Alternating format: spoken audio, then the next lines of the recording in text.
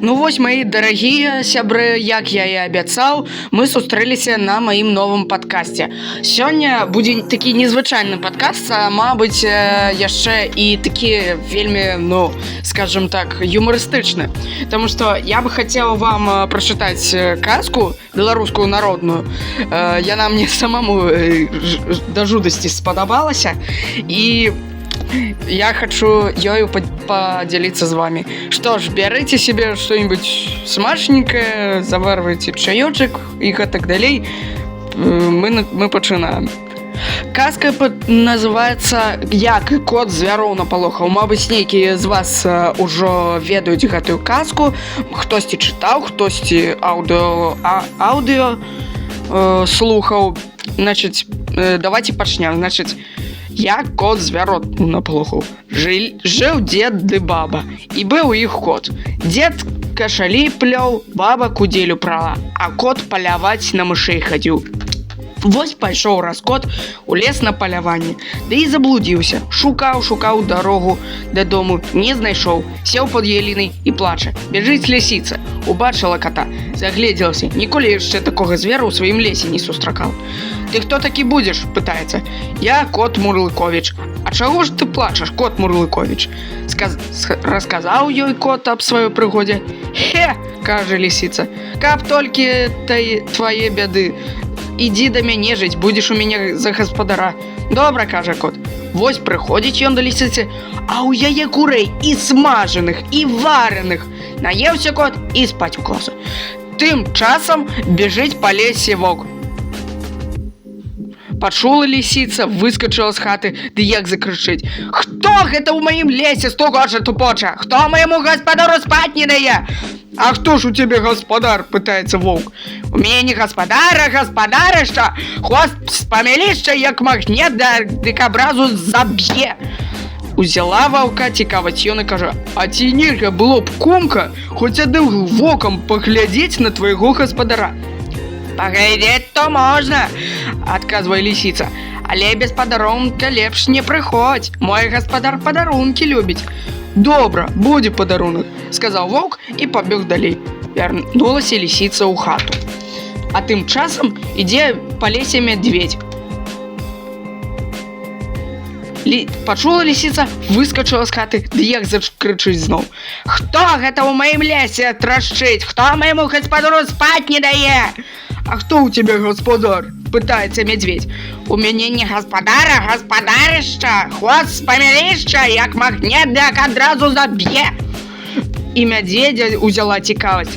Які такі гаспадар у лісіцы, што хвастом усіх забівае? Вось ён і кажа: «А ці нельга было б, лісічка-сястрычка, хоць паглядзець на твайго гаспадара?» «Паглядзець можна», – кажа лісіца, «толькі без падарунка не прыходзь, мой гаспадар падарункі любіць». «Добра, падарунак будзе», – сказаў мядзведзь і пайшоў далей.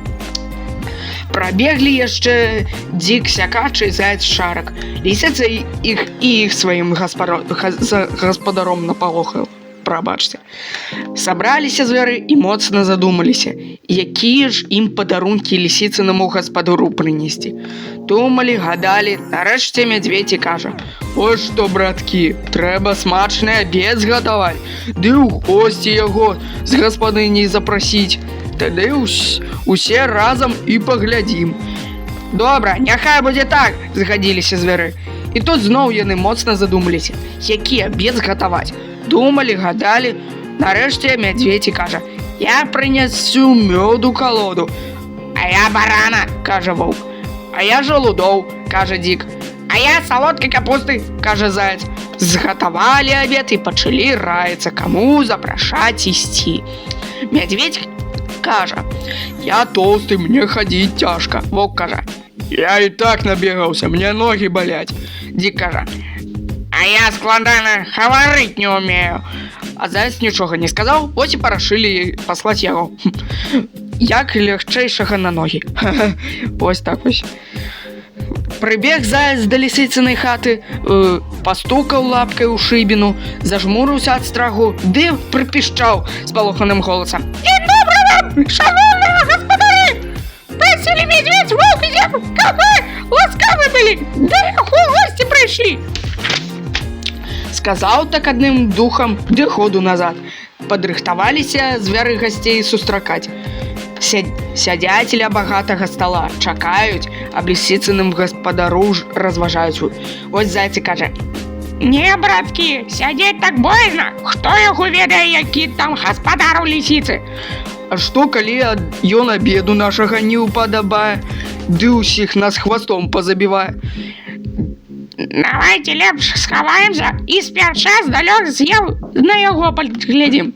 Згадзіліся звяры з мудрай зайцавай парадай, ды пачалі хавацца.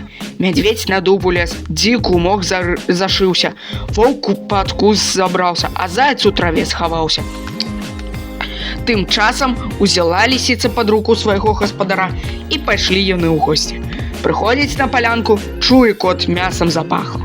Бачыць, цэлы баран ляжыць. Тут ён шэрсць наставіў, вусы натапырыў, да адразу на барана накінуўся. Ёсць, ды ўсё бурчыць. Звяроў аж страх узяў, ім здалося, што ён крычыць: «Ну і звяруга, — кажа воўк, — мне б і за дзень з такім рагалём не ўправіцца, а яму на раз мала». Дзік ляжаў у моху, ды ад страху пачаў хвастом варушыць. Кот падумаў, што мыш з норкі вылазіць. Скокнуў туды і ўчапіўся кіпцюрамі ў дзіка ў хвост. Як усхопіцца дзік, як кінецца на ўцёкі. Толькі галлё трашчыць. Кот напужаўся, ды скок на дуб. Ну, думае мядзведзь, гэта ён мяне ўбачыў. Трэба ратавацца, пакуль не позна. Грымнуўся мядзведзь з дуба проста на куст, пад якім воўк сядзеў. А таму здалося, што гэта сам лісіцын гаспадар на яго ўпаў. Усхапіўся воўк, ды ходу далей ад бяды. А мядзведзь за ім трэсь лом. Уцякалі яны так, што заяц іх ледзьве праз гадзіну дагнаў. Дагнаў і кажа: «Каб не паслухалі меня, ды не схаваліся, ён бы нас усіх з'еў». Ну і страшэнны звер. А кот з хітрай лісіцай нагасцяваліся, ды пайшлі сабе да хаты. Вось такая прыгажэнькая гісторыя, смешная і вельмі такая павучальная. Мабыць, калі не памыляюся. Калі вам трэба больш такіх гісторый, пішыце ў каментарыях. Я гэтыя каментары заўважу і зраблю на нейкія тэматыкі, мабыць, падкаст.